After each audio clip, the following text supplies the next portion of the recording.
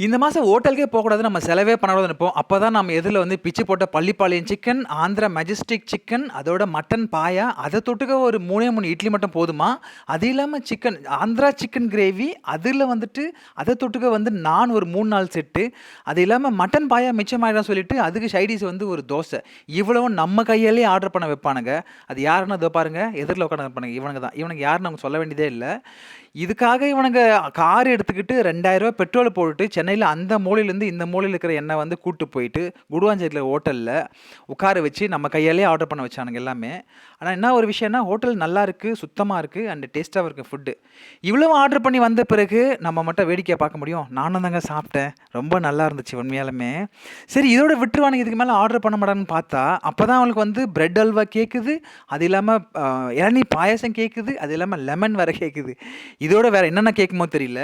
இதெல்லாம் போக பில் எவ்வளோன்னு பார்த்தா ரூ. 2000. அப்பதான் நான் கேட்டேன், "டேய் இந்த ரூ. 2000க்கு நீங்க அங்க சாப்பிட்டா ரூ. 1000 தான் வந்திருக்குன்னா, ரூ. 1000 வருதோ, ரூ. 500 வருதோ, ஆனா உனக்கு ரூ. 2000 நாங்க செலவு வச்சோல்ல, அதுதான் எங்களுக்கு முக்கியம். அதுக்காக ரூ. 4000 கூட பெட்ரோல் போட்டு வரும்ன்னு சொல்றானுங்க." இப்ப